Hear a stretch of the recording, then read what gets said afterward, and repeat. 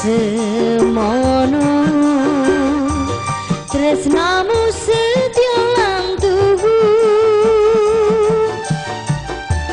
anane mung tansah ngalembono jujur ora nate citra mula aku tansah animbangi tresnaku kino mati ora ana lintang kang sumunan amon dika pepujanku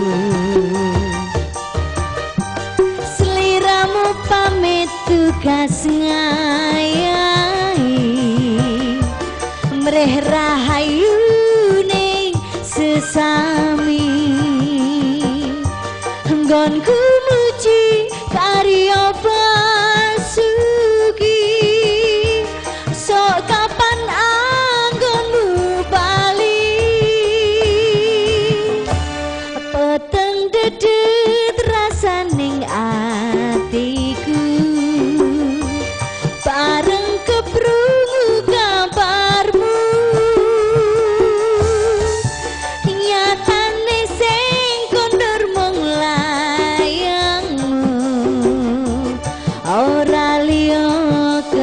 kudo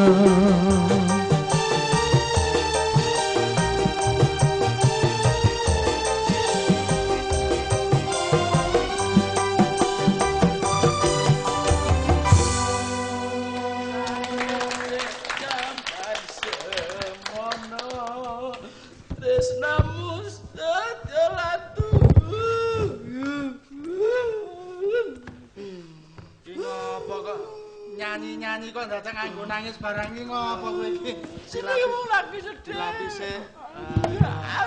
Iya ngopo? Sedih ngopo? Aku iki lak sedih. Kerja ning luar negeri. Iya.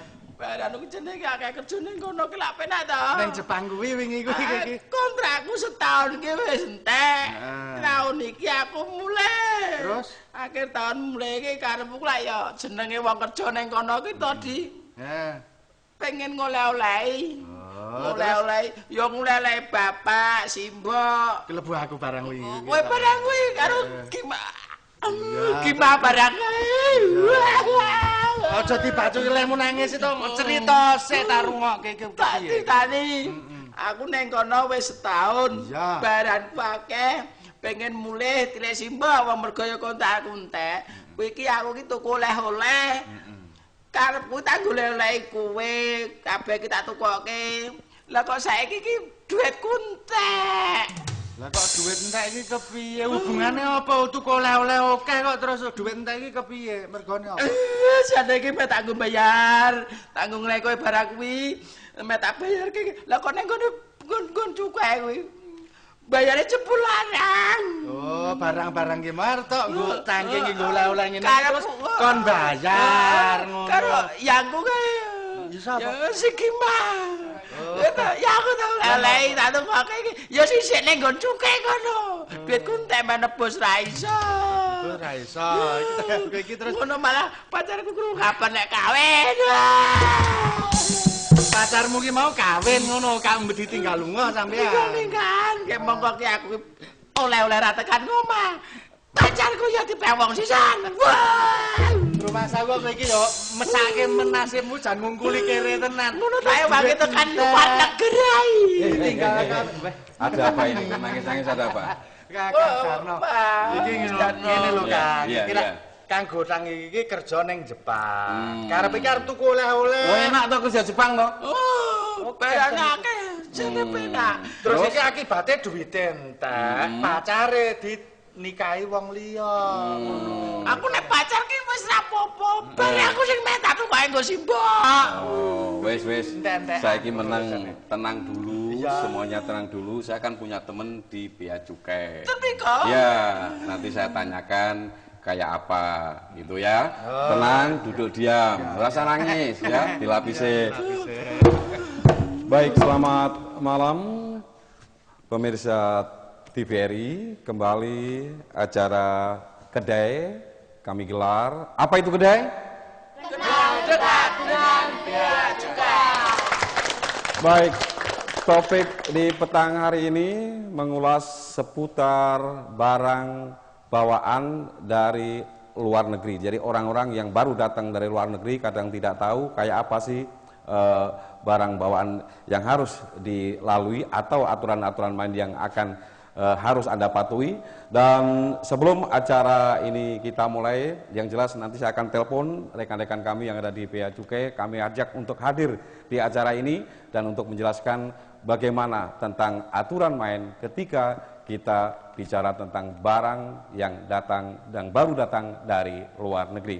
Dan ingat bahwa acara ini kerjasama antara TVRI Jawa Tengah bersama dengan Bea Cukai Semarang. Dan kita akan ikuti yang satu ini dulu, dan setelah itu nanti kita akan langsung bagaimana aturan mainnya.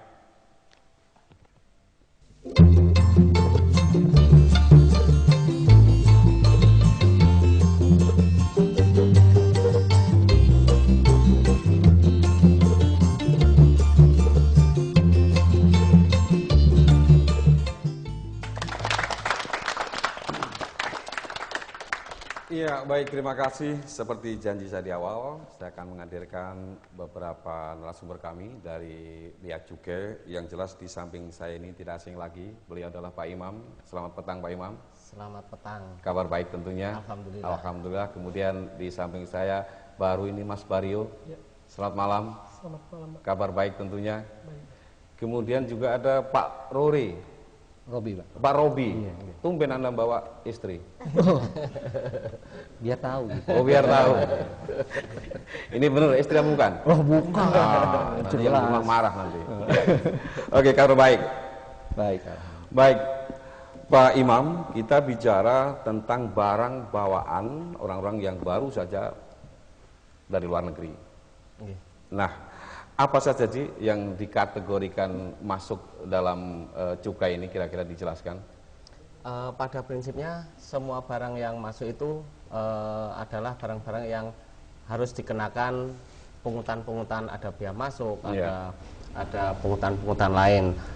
Tapi di situ ada batasannya selama bukan menjadi barang dagangan.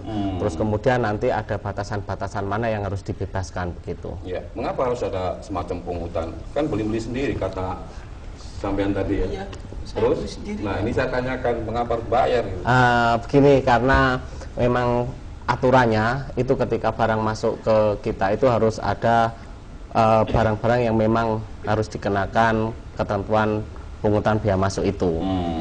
Iya. Jadi harus ya? Harus. Saya ke Pak Rory, serius sekali ya. Saya lihat tangannya. Enggak, saya kunci ini biar macam-macam ya. Nanti cewek gitu. Iya. Tahu aja. Nyanyi lagi. Iya. Kita bertanya tentang batasan-batasan maksimal untuk membawa barang itu kayak apa sih sebenarnya? Kalau tadi dibatasi, kemudian barang-barang ini harus bayar, harus itu, batasan-batasannya kayak apa itu? Ya, untuk penumpang sendiri itu diberi fasilitas pembebasan sebesar 250 US dollar. Nah, jadi sebentar, benar tidak 250 US dollar? Jelas gitu. Mungkin gaji kita berapa itu? Kalau di belanjanya ngawur soalnya. Iya. Kalau dikonversikan mungkin sekitar 2,5 juta gitu. Jadi Jadi kamu lebih dong? Lebih banyak kok. Ya rasa nangis, tenang. Rasa tidak apa-apa. iya. Jadi kalau memang dikasih kebebasan 2.500.000, lebih dari itu harus dikenakan bea masuk dan pajak dalam rangka impornya gitu. Jadi harus dibayar. Ini kan nggak tahu juga tentang barang-barang apa saja sih yang mungkin dilarang atau nggak boleh gitu. Kamu kemarin bawa apa sih? Kemarin kan aku beli elektro, kamera, terus ada makanan sedikit. Mesti go handphone mesti. Iya, apa saja sih yang dilarang di sini biar pendengar pemirsa kita juga tahu lah kayak apa sih yang harus dibayar itu. Oh, selama itu masih di bawah 250 US dollar itu boleh, gak masalah, itu nggak ada larangannya. Tapi kalau sudah melewati itu ya setelah dikurangi dari pembebasan itu tetap dikenakan untuk biaya masuk pajak dalam rangka impornya. Tapi mungkin ini Pak Mas Dario, silakan. Saya mau nambahin penjelasan Pak Robi tadi. Memang pada prinsipnya ada batasan nilai 250 US dollar. Tetapi bukan hanya nilai saja. Di bea cukai itu ada namanya ketentuan larangan pembatasan. Nah, ada barang-barang tertentu yang dilarang masuk atau dibatasi. Misalkan kalau kemarin tuh handphonenya bawa berapa tuh jenengan? Saya bawa 5 Pak. 5 Pak, cuma 5 Pak. Nolong untuk Saya di sana kan murah. Saya pikir di sini kan mahal Pak ya. Betul, Di sana betul, murah betul. Pak, beli 5. Betul, betul. Nah, salah satunya itu tadi Pak yang dibatasi. Nah, kalau kita melihat ketentuan dari Kementerian Kominfo itu untuk barang penumpang, dia kalau bawa handphone itu maksimal 2. Kalau lebih dari 2 harus ada izin dari kementerian terkait. Nah, seperti itu. Makanya mungkin sedikit bermasalah. Jadi peraturan itu dianggap masyarakat tahu. Iya. Sementara Saya enggak tahu. Pak, terus nasib barang saya di sana gimana Pak? Yang saya belum bisa ngambil. bayar. Bayar. Sama izin-izinnya harus diurus, diselesaikan dulu. Nah, ada juga barang-barang lain, terutama misalkan narkotika. Narkotika itu tidak boleh masuk. Kalau ada izin baru boleh. Tapi kan kita tahu untuk pengurusan izinnya itu untuk orang pribadi itu sangat jarang atau bahkan tidak ada. Teman saya ini, kalau saya anggap saudara mungkin kurang lah gitu, teman lah gitu ya. Ini kebetulan duitnya habis, nggak bisa ngambil. Terus piye, apa cukup nangis atau gimana? Nah, kita kan bisa ini Pak. Kalau memang belum bisa diselesaikan, dilunasi saat itu, nah barangnya sementara akan kita tahan, kita buatkan tanda terima, namanya surat tahanan sementara. Nanti setelah Bapak sudah punya uangnya, itu bisa diurus barangnya. Ada batasan waktu nggak itu? Biasanya 30 hari. 30 hari. Setelah 30 hari akan diserahkan ke namanya kita Pak Imam ada TPP. Tempat penimbunan pabean dimasukkan ke sana. Jadi terhadap barang-barang nanti dianggap barang yang tidak dikuasai, kemudian barang itu ditaruh di tempat penimbunan pabean. Begitu sampai prosesnya diselesaikan. Misalkan baru 1 tahun bisa ngambil, masih bisa. 1 tahun nanti prosesnya di TPP sudah menjadi BMN, terus nanti kemudian prosesnya lelang, itu sudah pada tahap-tahap yang penyelesaian barang-barang yang tidak dikuasai, barang milik negara, barang dikuasai negara, begitu. Kalau rusak siapa yang tanggung di situ? Kalau rusak kan tidak rusak, di situ memang ada tempat. Kalau misalnya itu terhadap barang-barang yang meriskan, barang cepat rusak, dia segera dilelang, barang cepat busuk segera dimusnahkan, begitu. Tapi saya menambahkan sedikit, kalau terhadap handphone tadi ada ketentuan-ketentuan dari larangan pembatasan, itu selain membayar juga perizinannya harus dipenuhi. Izin dari negara yang bersangkutan? Bukan, izin dari instansi terkait. Dari instansi terkait. Ya, kalau misalnya pun dari Kementerian Kominfo itu, ya itu harus dipenuhi dulu. Gitu ya? Saya waktu itu kan tidak tahu Pak. Jadi saya bekerja, saya beli barang, terus saya bawa pulang, naik pesawat. Nah, kemarin itu mau pulang, mau turun dari pesawat itu Pak, susahnya saya Pak. Barang saya tidak saya bawa pulang Pak. Masih di sana Pak sampai sekarang. Aku tangan nebus. Terus nangis. Nah, terus nangis. Jadi barang-barang elektronik kayak si HP, kemudian laptop itu masuk juga? Kalau laptop ada aturannya sendiri. Kalau laptop hanya nanti dikurangi di 250 US dollar per orang. Nanti kalau dia keluarga, pembebasan itu sampai ke 1000 US dollar. Jadi kalau kayak laptop, kayak yang lain, boleh asal itu bukan merupakan barang dagangan. Nah, saya ke Pak Robi, seperti kasus dari siapa jenengmu? Godang. Ini apa kira-kira saran yang harus disampaikan ke Godang itu? Seharusnya sebelum dia berangkat dari negara asal, tempat dia bekerja, itu biasanya dari airline penerbangan itu memberikan CD, custom declaration.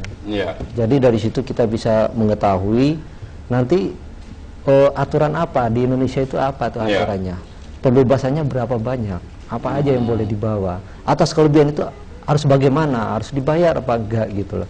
Jadi dari custom declaration itu seharusnya Bapak ini mengetahui gitu loh. Harus mengetahui. Pak Baryo, ini apa yang dikatakan dari Pak Robi kan harus mengetahui, sementara ini mungkin baca enggak, melihat enggak. Jangankan baca, saya tuh lewat aja kemarin itu jadi cuma ngikut temen, Pak. Ngikut temen berangkat kerja, saya katanya wis beres, pokoknya melu aku. Yang penting kerja di Jepang gitu dong. Terus makanya saya enggak tahu aturan-aturan itu, Pak. Nah, saya ke Pak Baryo, apa yang harus dilakukan ketika seperti ini? Tadi menyarankan bahwa harus tahu, sementara mereka hanya mengikut begitu. Tadi seperti sudah kita sampaikan, pada prinsipnya kan kita masih memberikan kesempatan untuk pihak penumpang. Pak siapa tadi, Pak? Godang, Pak. Bang Gotang. Namanya aja Gotang. Namanya Gotang. Ya. Kita kan masih beri kesempatan kepada bapaknya untuk memenuhi perizinan-perizinan itu sampai dengan batas waktu yang sudah kita tentukan tadi. Jadi selama itu waktu itu penuhin. Nah, untuk perizinannya. Kalau untuk pembayaran dapat langsung dilakukan pembayaran. Kita buatkan tanda terimanya kita serahkan. Seperti itu, Pak. Oke, sebentar. Tadi Pak Robi jawab saya. Mas, istri saya kan nggak ditanya kan. Nggak ditanya. Oke, Pak Imam, masih ada pertanyaan lagi? Ya, udah mungkin dari Mumet ya? Istrinya itu. Saya pikiran barang saya itu gimana nasibnya itu loh, Pak. Mau nebus itu bagaimana? Nasibnya jelas aman. Barang yang ada di sana ada tanda terima. Kemarin kan dikasih tanda terima bahwa barangnya rinci inilah. Itu nanti diselesaikan, dibayar. Lanjut dengan bawanya ada puluhan koper ya. Kan saya seneng, Pak, karena saya senengnya dengan hasil kerja saya. Kamu di sana itu kerja apa kulaan? Muli, Mas. Kita ini sambil kulaan kita. Oke, tadi kita bicara tentang barang. Kalau sekarang uang, ada batasan nggak kita uang? Uang ada batasan sampai 100 US dollar. Kalau membawa di atas itu harus diberitahukan, karena itu nanti ada pemantauan dari BI, nanti laporannya diserahkan ke BI, itu kembali ke lalu lintas mata uang. Ada nggak yang nggak lapor gitu? Sedikit ada nggak, Mas? Ya. Sedikit koreksi. Boleh. Masalah jumlah tadi, izin.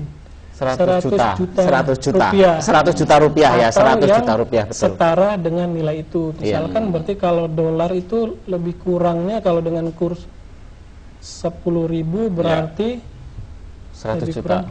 Ya. 100 US dollar, ya. Nah, gimana cara mendeteksinya itu? Saya bawa di dompet, mungkin saya kasih koper gitu, biar bagi-bagi. Kita kan ada CD. Nah, harusnya kan penumpang itu memberitahukan dulu di custom declaration. Ini juga nggak ngasih tahu. Saya pikir uang saya sendiri, saya pikir aman-aman saja, Pak.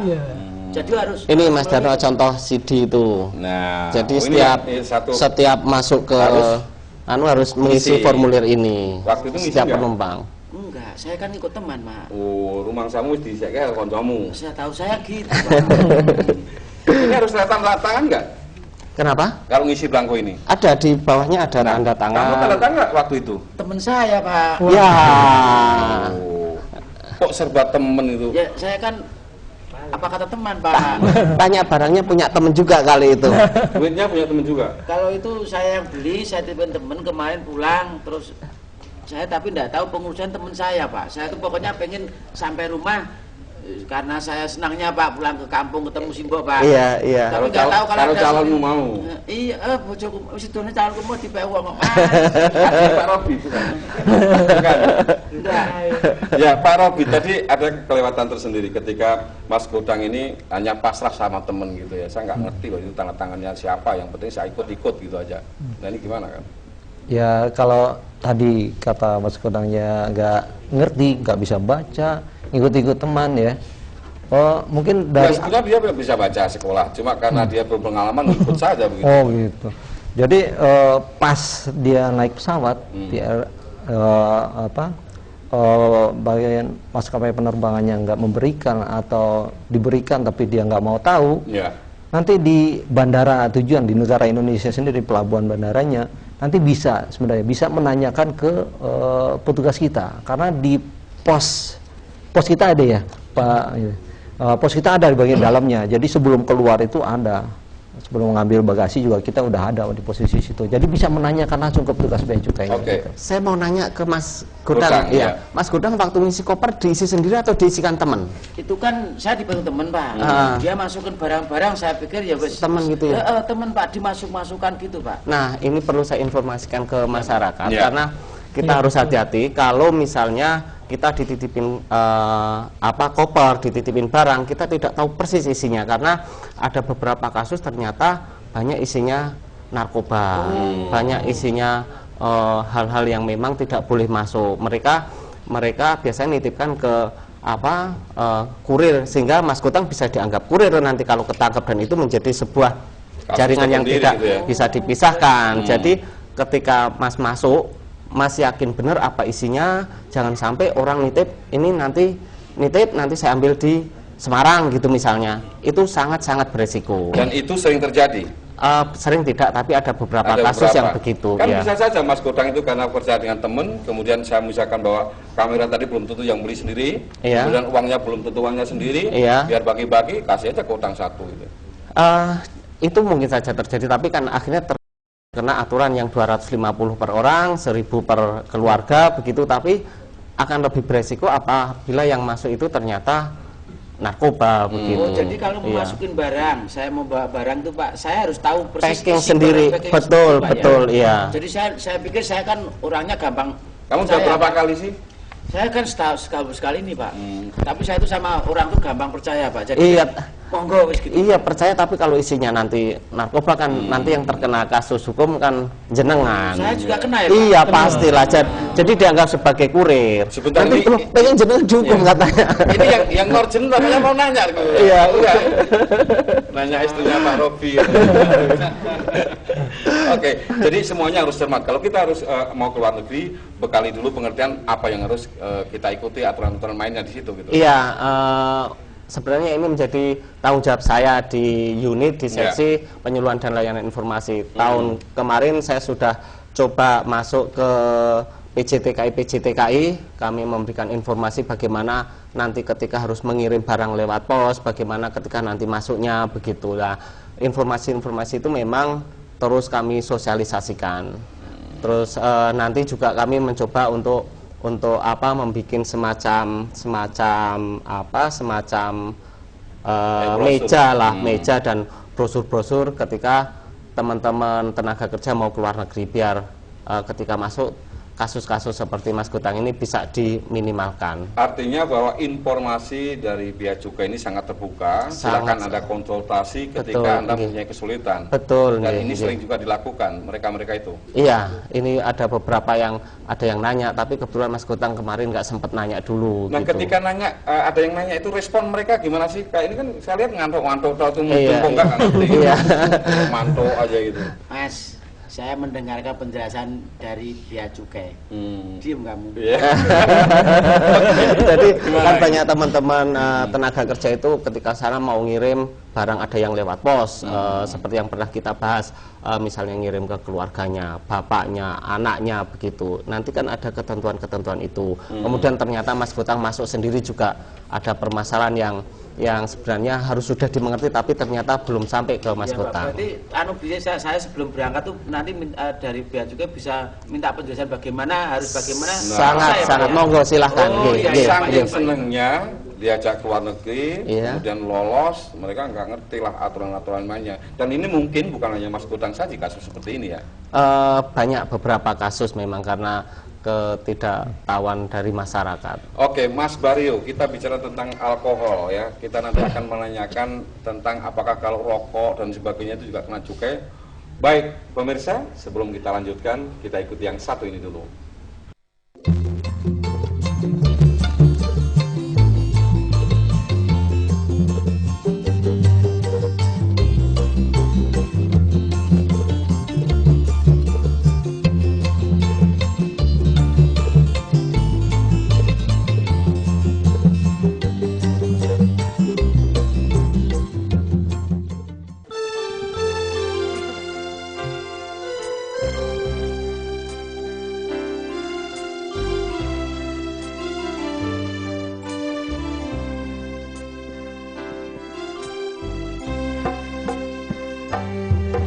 Ku masih seperti yang dulu,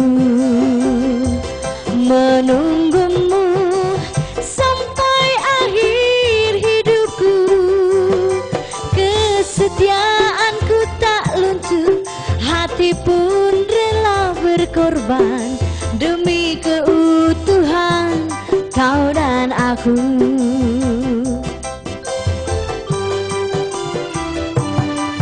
Biarkanlah aku memiliki semua cinta yang ada di hatiku. Apapun kan ku berikan, cinta dan kerinduan untukmu, dambaan hatiku.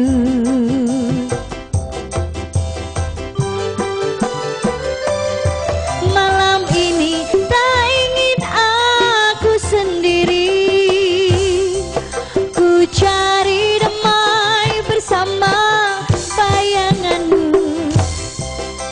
Hangat pelukan yang masih ku rasa kau kasih, kau sayang. Malam ini tak ingin aku sendiri, ku cari damai bersama bayanganmu. Hangat pelukan yang masih ku rasa kau kasih, kau sayang, kau kasih, kau sayang.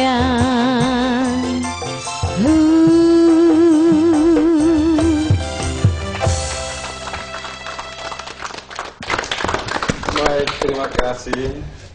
Masih bersama dengan acara kami yaitu obrolan kedai. Apa itu kedai? Kenal gerak dengan bea cukai. Satu tenang yang menarik, sebelum saya bicara tentang rokok dan alkohol, saya melirik dengan penyanyinya dan juga Pak Robi. Penyanyinya selalu saja melirik Pak Robi. Waduh. Tadi Pak Robi begini, saya pikir meneteskan air mata. Atau sembunyi-sembunyi itu. Oke, sekali lagi kita kasih tepuk tangan dulu untuk semuanya. Baik, kembali lagi pertanyaan saya tadi berkait dengan masalah rokok, kemudian alkohol. Nah ini gimana ini? Kan sering juga mereka, wah ini asli dari luar negeri, bangga gitu. Iya, memang terkadang ada penumpang-penumpang yang membawa barang-barang yang di kita istilahnya BKC, barang kena cukai. Cuman untuk barang bawaan penumpang ada batasan-batasan yang diperbolehkan untuk dibawa. Yaitu kalau untuk rokok 200 batang, untuk cerutu 25 batang, tembakau iris itu 100 gram, dan minuman mengandung etil alkohol itu maksimal 1 orang 1 liter. Nah, kalau batasan-batasan itu dilanggar, artinya kelebihan itu larinya kemana? Menurut peraturan yang ada di kita, terhadap kelebihannya itu langsung dimusnahkan. Nggak bisa misalkan ditepus atau gimana? Tidak bisa, tidak bisa. Ketentuan kita berbeda dengan negara-negara lain. Mungkin ada beberapa negara yang mengizinkan itu untuk dibayar pajaknya, tetapi kalau ketentuan kita di Indonesia terhadap kelebihannya itu dimusnahkan. Sering nggak Pak Robi terjadi suatu kelebihan, kemudian mereka alasan seperti dia tadi, saya nggak ngerti gitu. Mungkin kalau ada, ya ada beberapa kasus memang kayak begitu. Tapi emang kalau ada kelebihan atas BKC tersebut dimusnahkan dan disaksikan oleh penumpang tersebut. Jadi disaksikan oleh yang punya sendiri langsung. Iya, Pak Imam, ada sanksi lain selain mungkin hanya dimusnahkan, gampang aja, paling nanti dimusnahkan. Tapi kalau lolos kan saya bisa enak gitu. Ketentuannya memang hanya harus dimusnahkan memang. Jadi membawa rokok lebih itu nanti di situ dimusnahkan bersama-sama dengan pemilik barang, karena nanti harus dibikin berita acara pemusnahan, termasuk minuman. Kalau minuman lebih begitu ya dipecah di situ atau dituang air yang mengandung etil alkohol itu dibuang. sampai tidak bisa diminum lagi. Jangan dibuang ke gelas kemudian diminum gitu. Nggak boleh. Memang harus terjadi seperti itu. Ya tidak ada. Jadi itu harus dimusnahkan dengan pemiliknya. Pak, jangan Pak. Nah, seperti disaksikan. Barang saya dimusnahkan, saya menyaksikan. Jangan dimusnahkan dengan pemiliknya dong Pak. Nah sekarang bagaimana sih Bea Cukai itu menghitung barang-barang yang dibawa ini? Karena tadi hanya kelebihan gini, menghitungnya gimana? Ini biar tahu lah gitu. Jangan-jangan saya nggak dihitung, tahu-tahu divonis ini kelebihan gitu. Menghitung biaya masuknya. Iya. Nah, seperti tadi kan ada pembatasan 250 US dollar. Nah, setelah jika ada kelebihan akan dikenakan biaya masuk.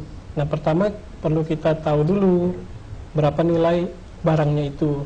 Nah, terus dari nilai barang itu akan dikalikan dengan biaya masuknya sebesar berapa. Di kita ada namanya buku tarif biaya masuk. Di situ segala jenis barang ada tarifnya. Termasuk oleh-oleh yang dibawa oleh Kotang tadi. Betul. Nah, misalkan ternyata oleh-olehnya itu tarif biaya masuknya itu 5%, maka biaya masuknya dikalikan 5% dari nilai barang yang dibeli itu. Selain biaya masuk, tapi ada juga PPN dengan PPH. Iya. PPN itu nilainya 10%, PPH itu 7,5%. Seperti itu, Pak. Oke, Pak Robi, ketika orang kemudian nggak ngerti seperti Kotang, hanya nangis yang bisa. Tapi kan juga ada yang mungkin saya unsur sengaja begitu, saya sengaja aja nanti kalau barangkali lolos gitu. Kemungkinan itu ada aja, karena biasanya kalau penumpang pesawat itu ya, yang apalagi ke luar negeri, mungkin pendidikannya itu rata-rata ya tinggi gitu ya. Iya. Kecuali mereka ya. Bukan saya mengecilkan Anda gitu. Tapi mungkin dia S3, Pak. Jadi SD, SMP, SMA. Oh, gitu ya. Itu malah itu S4, Pak. Oh, S4. SD, SMA, S3. Yang terakhir, Pak, sama sekali, Pak. Baik, jadi tadi ya, meskipun mereka sudah tahu aturan, kadang mereka memanfaatkan celah-celah aturan itu, ya, tapi tetap yang namanya aturan tetap diterapkan begitu ya. Sanksi tidak ada, hanya dimusnahkan seperti itu. Kalau untuk BKC ya. Nah, Pak Imam, ada nggak sih aturan seperti ini, tapi yang diterapkan untuk keluar begitu? Kalau untuk keluar tidak ada ketentuannya. Cuma nanti kalau suatu saat Mas Godang mau keluar negeri, misalnya bawa laptop, bawa kamera, nanti biar ketika masuk ini nanti dianggap itu barang yang dulu dibawa, sebaiknya memang harus dilaporkan. Dilaporkan ke Bea Cukai, misalnya bawa kamera, bawa laptop, bawa alat-alat apa begitu yang nilainya mahal begitu, waktu keluar lapor ke Bea Cukai, dicatatkan. Sehingga ketika masuk nanti pemeriksa Bea Cukai tunjukkan catatan itu bahwa ini benar barang dari dalam negeri tadinya, sehingga nanti tidak ada ketentuan-ketentuan harus dikenakan biaya masuk dan pungutan impor lainnya. Jadi saya mau keluar, itu saya bawa barang apa? Iya. Biaya Cukai kita harus melaporkan ya Pak. Iya. Satu misal bawa laptop, HP berapa biji? Iya, tapi HP berapa biji untuk apaan di sana? Kecuali buaan Iya, ya, gitu. nanti di sana ditukar yang baru lagi kan, Pak. Iya. Yang penting apa yang kita bawa itu harus diketahui Bea Cukai. Bea Cukai. Jadi nanti kalau kita masuk lagi, tunjukkan itu. Kalau barang Iya. itu barang kita sendiri. Iya. Itu Pak. Misalnya keluarnya dari Soekarno-Hatta, atau nanti masuknya dari Semarang, Ahmad Yani gitu, tunjukkan ini dulu waktu keluar dari Soekarno-Hatta sudah diperiksa barang saya ini gitu. Jadi nanti tidak di luar ada ketentuan pembebasan apa memang tidak dikenakan. Nah, ini dipelajari, dicamkan, ya biar nanti kalau diajak keluar negeri lagi itu nggak bingung lagi. Yang kebangetan memang adikmu, Mas. Yang ngajak keluar negeri kan adikmu. Coba kita beri kesempatan. Adik-adik ada yang mau bertanya? Oh iya. Oh ada. Namanya siapa? Nah ini barangkali besok mau ke Arab Saudi apa kemana ya? Jadi TKW. Oh ya. Namanya siapa? Perkenalkan nama saya. Berdiri aja. Ya. Perkenalkan nama saya Margarita Dwiambarwati. Saya dari SMK Palpon. Iya. Saya ingin menanyakan Pak, tadi kan seperti yang Bapak jelaskan bahwa barang yang sudah disita oleh Bea Cukai itu kan mendapatkan surat. Yeah. Terus kan setelah itu pihak yang barangnya disita itu ingin ingin mengambil lagi barang itu mengurus ke bea cukai. Itu mengambilannya dibatasi apa memang barang itu harus bisa diambil semua begitu ya? Ya. Oke, ya. Jadi ini kan ada bukti. Ya, kalau ngambil nanti ngambilnya itu dibatasi atau semua yang saya bawa dari luar negeri itu bisa dibagi semua gitu. Kalau semua perizinan dan kewajibannya dipenuhi, semua bisa diambil. Semua bisa diambil. Jadi kalau misalnya yang kena larangan pembatasan kayak tadi handphone bawah 10 begitu, yang ketentuan dibebaskan kan 2 dari perizinan itu, yang 8 Mbak bisa mengurus ke instansi terkait, nanti perizinannya ada, dibayar biaya masuknya, boleh keluar semua, termasuk barang-barang yang lain. Bisa dibawa pulang ya Pak? Iya. Saya ya Pak ya. Ya tapi kalau membawa coklat 10 karung begitu ya, kalau sampai ngurusan ya leleh wis Mas. Iya. Pak Robi, apa sih yang sering muncul di bandara itu ketika pelanggaran-pelanggaran itu sering terjadi? Apa yang sering muncul sekarang ini? Banyakan. Kalau mungkin cocoknya Pak Bario, karena Pak Bario, beliau sendiri yang apa langsung yang sering muncul di bandara pelanggaran-pelanggaran yang terjadi ini? Untuk di Bandara kita Ahmad Yani, terus terang untuk pelanggaran-pelanggaran jarang Pak ya. Jarang. Mungkin salah satunya Mereka itu taat, mengerti aturan. Nah itu dia. Atau gimana? Kemungkinan seperti itu Pak. Apalagi dengan adanya acara sosialisasi seperti ini dari TPRI, dari pihak bea cukai, Pak Imam. Jadi masyarakat Jawa Tengah khususnya Semarang sudah lebih memahami aturan. Nah, terus sama kita kan juga ini Pak, pada saat di pesawat, penumpang itu diberikan CD oleh pihak airline. Yang tadi saya sampaikan ini ya, yang harus diisi. Kalaupun belum diisi, kita masih memberikan kesempatan kepada penumpang-penumpang itu untuk melengkapinya. Kita punya meja, kita punya petugas untuk bertanya kira-kira apa yang perlu diberitahukan. Jadi sehingga pelanggaran-pelanggaran itu untuk wilayah Semarang ini kecil Pak. Kecil. Mungkin seperti itu. Ini kan ada pelanggaran. Iya. Dampak dari pelanggaran itu kan karena pengawasan. Nah, bagaimana sih pengawasannya kok tahu si ini melanggar begitu? So, ini kan tadi CD ini ya kan. Iya. Selain ini apa kira-kira pemeriksaannya gimana? Jadi mereka atau rekan-rekan kita, saudara-saudara kita yang belum tahu kemudian berusaha seperti itu sekarang melihat akan tahu. Gitu. Nah, kita kan ada pertama selain dari pihak penumpangnya yang mengisikan dengan custom declaration itu, kita kan juga menguji kebenaran pemberitahuan mereka. Nah, barang yang itu akan kita periksa melalui mesin X-ray. Kita punya mesin X-ray di bandara, Pak. Nah, mungkin di situ ada, kalau dia tidak memberitahukan, kita mencurigai, kita minta untuk dibuka koper atau tasnya untuk diperiksa. Kalau tidak ada pelanggaran ya kita tutup, kita persilahkan untuk melanjutkan perjalanannya. Lancar artinya. Lancar, gitu. Pak. Jadi harus sesuai dengan isi barang apa yang kita bawa, harus sesuai dengan CD ini ya Pak ya? Betul, karena kan konsekuensinya bisa berat, seperti yang tadi disinggung Pak Imam tadi. Kalau Mas goteng, membawa barang, koper, titipan orang, tapi nggak tahu isinya, padahal isinya ada narkoba, tahu atau tidak, pada saat itu yang menguasai kan Pak Goteng. Itu ancamannya bisa sampai hukuman mati. Mas Bario asli mana? Saya Medan, Pak. Oh, Medan. Dari Kotang, dari Koteng ya. Ya. Tadi Pak Robi jamil sama saya, Mas, jangan-jangan penyanyinya juga mau nanya katanya itu. Mau nanya? Oh, barangkali nanti suatu saat keluar negeri. Gitu ya. Iya, diajak. Udah ditanya udah sama nyanyi. saya. Ya. Nggak perlu lagi ya. Nggak perlu lagi. Tapi ada bayangan nggak pertanyaan ini? Cukai kok sedikit-sedikit kena biaya gitu. Tadi udah jelas sih, udah dengerin dari awal. Udah jelas ya. Sudah lumayan. Cerdas ya. Koncomu mau takon nggak kamu? Ning ndi koncomu? Aku ngewangi bakulan neng kene. Oh, gitu. Ya, dari belakang ada yang mau tanya lagi? Bagus loh pertanyaan tadi. Jadi perlu tahu meskipun Anda nanti bayangkan suatu saat keluar negeri akan tahu juga gitu.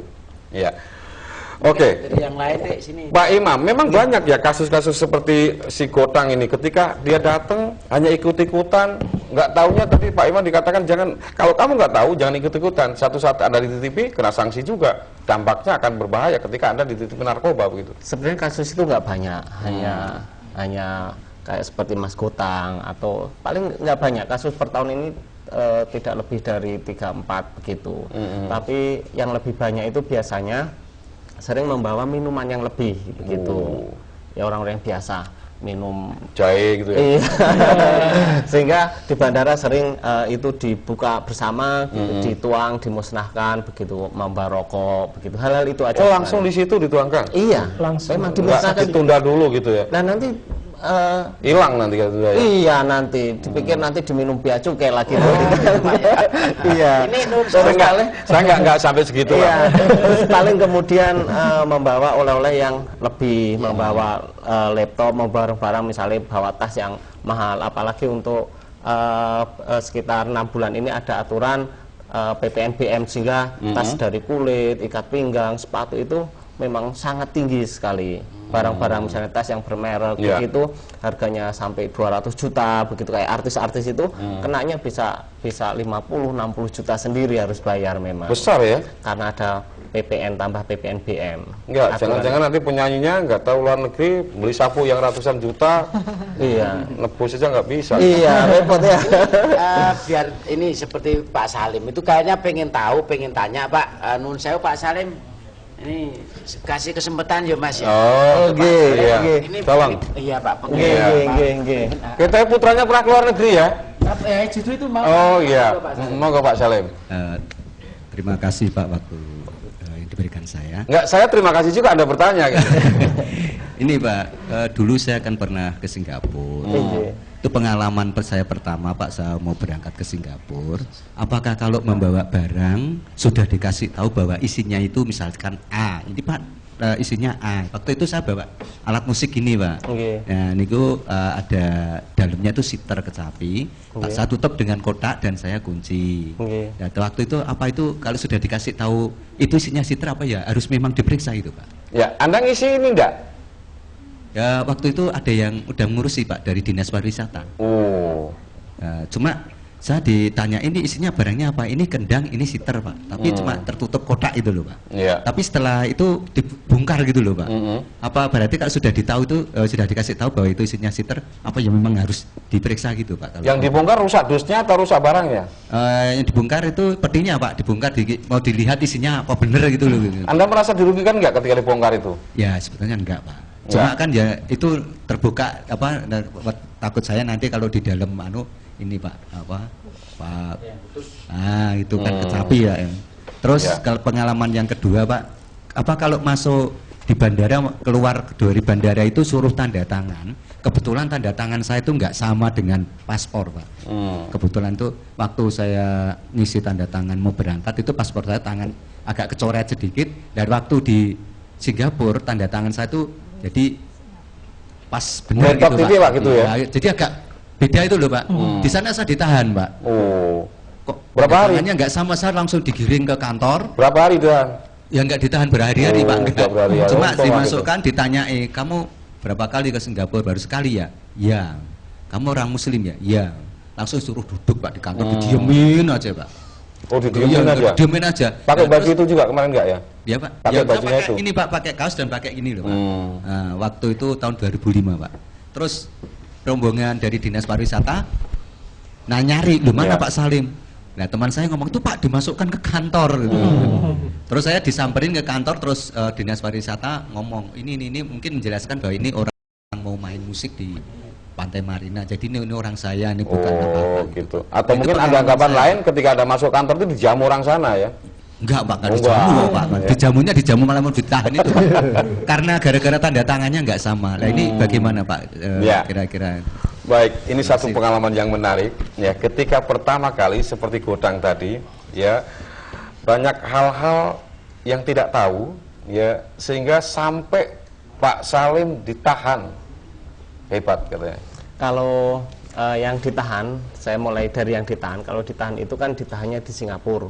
Jadi ada kemungkinan aturan-aturan kepabeanan Singapura memang begitu, karena kecurigaan terhadap orang, sehingga terhadap tanda tangan aja begitu detailnya dia tanda tangan beda harus diklarifikasi sehingga kalau ngendikannya Pak Salim ditahan begitu. Mungkin di sana hanya ditanya gitu ya. begitu. Jadi prosesnya agak lama. Kalau itu aturan sana tidak terkait dengan aturan yang ada kepabianan di Indonesia. Terus kemudian ketika keluar sistemnya dibuka ya Pak ya. Sudah di Semarang mau berangkat. Nah, ini yang dimaksud tadi yang saya sampaikan ketika mau keluar negeri itu disampaikan. Jadi ketika masuk nanti Bapak kan tidak ada bayar lagi karena dari catatan itu menunjukkan bahwa barang yang dimasukkan itu berasal dari dalam negeri sini. Jadi memang harus dilihat nanti benar sitar berapa jumlahnya, nanti pemberitanya 1 masuknya 2 lagi kan, atau barangnya menjadi beda sehingga Bea Cukai harus memastikan benar barang yang akan dikeluarkan, dicatat bentuknya apa, kalau ada nomor serinya berapa, sehingga kalau masuk dicek terhadap seri yang sama, barang yang sama, itu dibebaskan sebagaimana ketentuan-ketentuan ini. Ya, satu hal lagi tadi Pak Salim, kenapa tanda tangan saya dipermasalahkan gitu? Nah itu Bea Cukai Singapura, bukan Bea Cukai Indonesia. Kalau di Indonesia terlalu rumit seperti itu? Itu terkait dengan imigrasi, karena itu terkait dengan kewarganegaraan Pak ya, bukan karena Bea Cukai, imigrasi ya. Nah kalau Bea Cukai itu terkait dengan barangnya. Jadi kalau di bandara itu ada imigrasi, ada Bea Cukai dan ada karantina. Nanti yang terkait dengan kewarganegaraan imigrasi yang mengurusi terhadap barang-barang Bea Cukai, terhadap barang ada ketentuan misalnya tumbuhan, hewan, teman-teman karantina yang maju. Oke, Pak Salim waktu kontur bawa oleh-oleh enggak itu? Boten. Enggak diperiksa lagi. Enggak diperiksa lagi. Kalaupun diperiksa pasti enggak bayar, dolanan berapa harganya gitu kira-kira. Pasti di bawah 250. Baik, Pak Robi, ternyata masih banyak ya saudara-saudara kita yang kepingin keluar negeri tapi tidak tahu tentang aturan main yang kayak apa. Di satu sisi ketika berangkat lolos, tapi di sisi lain ketika sudah pulang ada masalah. Tapi jangan dijawab dulu, kita ikuti yang satu ini dulu.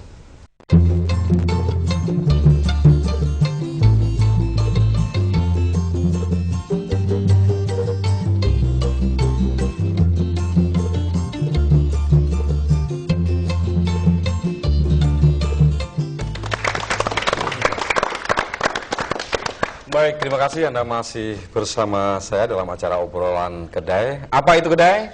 Kenal dekat dengan Bea Cukai.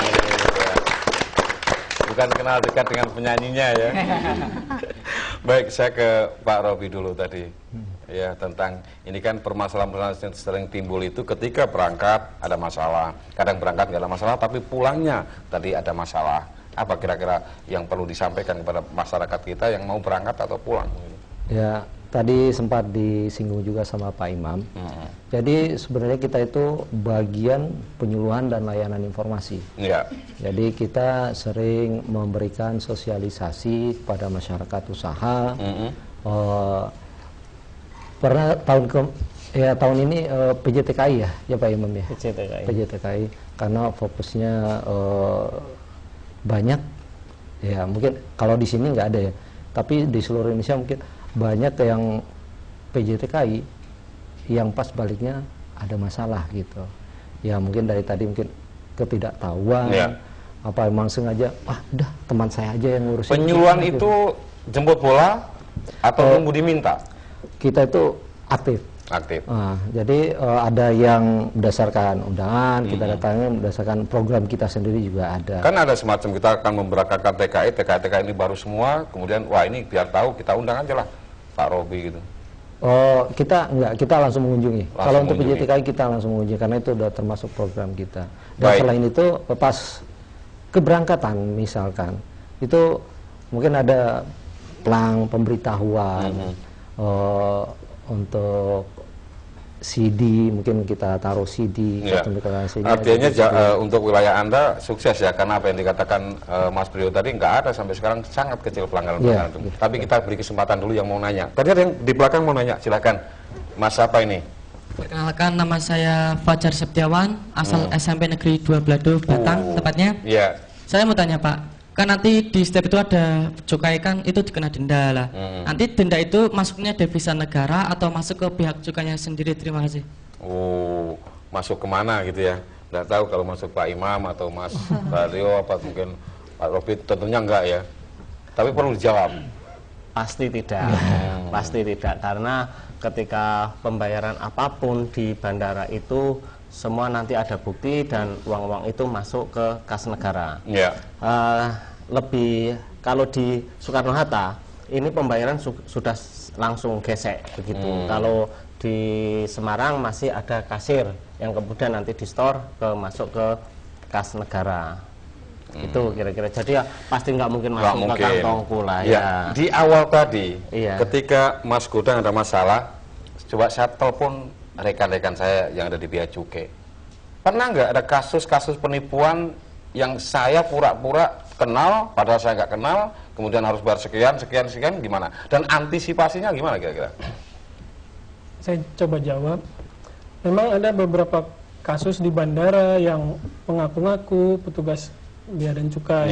Misalkan seperti Mas Gotang tadi, dia menerima kiriman barang, terus ada petugas Bea Cukai ngaku itu harus bayar sekian juta dengan memberikan nomor rekening. Nah, kalau di Bea Cukai setiap pembayaran itu selalu ada tanda terimanya dan itu ke rekening negara. Jadi buat warga, khususnya warga Semarang, untuk antisipasi modus-modus penipuan yang mengatasnamakan Bea dan Cukai. Oke, tanda terima kan gampang, kita ada kwitansi apa, tapi ada ciri khas nggak tanda terima itu kayak apa, ada stempel Bea Cukai atau kita apa namanya, gitu? Kalau itu SSPCP, Surat Setoran Bea dan Cukai. Nah itu ada nilainya ada, terus ada stempel, ada tanda tangan, petugas kita juga ada. Dan itu di kantor Bea dan Cukai pembayarannya, bukan di warung di pinggir jalan. Jadi tidak mungkin satu misal mau ada dari pihak mengaku dari Bea Cukai ke rumah saya, Mas Godang ini barang Anda sudah saya sekian, Anda bayar sekian, itu tidak ada, tidak boleh ya Pak ya. Jadi kita harus ke kantor itu Bea Cukai. Pasti bukan orang Bea Cukai. Pasti bukan orang. Karena kalaupun harus memberitahukan ke rumah, pakai surat resmi, surat formal, gitu Pak ya. Panggilan, surat pemberitahuan semua pakai surat resmi. Boleh nggak ketika sibuk itu kemudian Gotang, wah saya nggak sibuk lah, kemudian atau mungkin trauma seperti Pak Salim tadi, tak titip ke aja lah. Nah nanti tanda tangannya gimana? Kan kami petugas harus langsung ke pemilik barang, atau kalau mau dititipkan pakai surat kuasa, jadi jelas dikuasakan oleh siapa, pengurusannya siapa. Nanti ketika serah terima juga jelas kemana harus diserahkan. Kalau pakai surat kuasa, surat kuasanya jelas begitu. Oh, jadi waktu penitipan Abang ngambil barang di sana, itu satu misal saya memberikan surat kuasa ke adik saya Nggolono ini Pak. Itu berarti tanda tangan dia yang harus, yang sampai sana jenengan menguasakan mereka di atas materai, terus baru melakukan pengurusan gitu ya, Pak, Lu ngerti lah meterai? Mas ngerti lah meterai? Rapatnya ini. Ya. Jadi memang pernah terjadi ya seperti yang namanya kasus-kasus penipuan seperti itu, mengaku-mengaku begitu. Pernah Pak, beberapa kali. Cuman ya itu pesan dari kita, pastikan bahwa memang kalau dari Bea Cukai itu ada tanda terimanya dan selalu ke rekening kas negara, bukan rekening pribadi. Nanti mungkin kalaupun ingin mencari tahu apakah benar, biasanya kan terkadang dia nyebut saya dapat telepon dari Pak Anu, Pak Anu, nanti mungkin Pak Imam bisa membagikan line telepon kira-kira untuk konfirmasi ada nggak namanya petugas Pak itu, nanti akan ada line dari Pak. Oke, Pak Imam, Mas Baryo cukup jelas kepada masyarakat. Silahkan kalau Anda ragu, telepon ke Cukai. Tapi satu tanda tanya masyarakat, teleponnya piro, terus caranya piye, kemudian jam berapa saya telepon, atau 24 jam, atau jam kerja, atau gimana? Monggo. Nanti di acara ini akan ada running tag, ada nomor teleponnya, ada emailnya, ada websitenya, nanti ada pengaduan kalau ada apa-apa, di mana harus mengadu begitu. Nanti di acara ini ada running tag yang akan muncul, terus kemudian di akhir akan ditampilkan di mana informasi bisa diminta, di mana pengaduan bisa diajukan. Sering ada masukan-masukan tentang pengaduan? Sangat sering. Dan pengaduan di kami sudah ada sistem yang bisa online terhadap pejabat-pejabat yang dirasa oleh masyarakat itu tidak kooperatif atau malah dianggap sangat menghambat, mengganggu atau malah mungkin meminta sesuatu yang sangat tidak etis begitu, bisa diadukan. Ada namanya SIPUMA, Sistem Informasi Pengaduan Masyarakat. Dia bisa buka website Bea Cukai, ada di situ menu pengaduan, kita isi, itu langsung kirim ke kantor pusat, dan itu pasti direspon, pasti direspon. Dan dalam waktu yang tidak lama dari kantor pusat pasti turun untuk menginvestigasi, mengkonfirmasi apakah benar laporan ini benar apa tidak gitu. Tidak waktu lama, itu artinya 1 jam, 2 jam, 1 hari, 2 hari, 1 minggu. Karena itu laporan banyak, pasti di seminggunan lah pasti. Seminggunan ya. Iya. Tapi artinya bukan hanya ketika ada laporan kemudian seperti biasa, oke lah saya agendakan, akhirnya lupa begitu. Tidak, itu hanya ada 1 orang yang menangani. Jadi tidak semua orang. Nanti di pusat sistem itu masuk sebuah sistem, dan dia ada mandat orang tertentu. Jadi ada orang yang menentukan ini tindak lanjuti, ini tidak. Dianalisa apakah laporan itu sampah atau fakta. Kalau fakta disertai dengan fakta-fakta, langsung ditindaklanjuti sesegera mungkin, dan tindak lanjutnya pun secara sistem. Jadi masuk ke ada unit-unit pengawasan, unit-unit kepatuhan internal namanya yang akan menindaklanjuti itu. Oke, Pak, waktu yang membatasi kita ya, tak terasa kita hampir 1 jam, pemirsa. Yang jelas kita tetap bersama Kedai. Apa itu Kedai? Kenal dekat dengan Bea Cukai. Apa yang perlu disampaikan untuk menutup acara ini kepada pemirsa? Terhadap pemirsa, terhadap masyarakat, saya ingin masyarakat paham, tahu tentang aturan-aturan bagaimana ketika harus keluar dari Indonesia, terus kemudian masuk lewat bandara. Hal yang sangat perlu diperhatikan adalah ketika masuk, langkah-langkahnya isilah custom declaration itu, kemudian beritahukan apa sebenarnya barang-barang yang dibawa.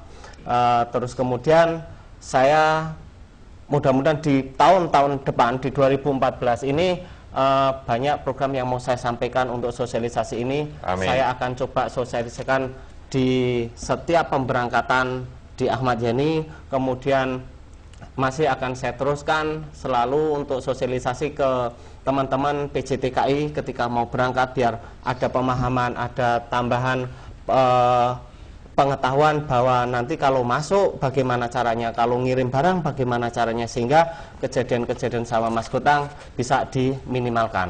Baik pemirsa, tak terasa hampir 1 jam, dan semoga saya bisa nambah sedikit buat masyarakat, buat semua penonton, kalau ada kritikan, ada masukan, saya sangat terbuka, karena kritikan, masukan, apapun namanya adalah cara untuk kami bisa lebih bagus, cara kami bisa lebih baik dalam pelayanan ke masyarakat. Baik, terima kasih pemirsa, semoga bermanfaat bagi Anda semua. Saya Darno, kemudian tim kerabat kerja TVRI Jawa Tengah serta narasumber mengucapkan terima kasih atas perhatian Anda. Selamat petang dan Assalamualaikum warahmatullahi wabarakatuh.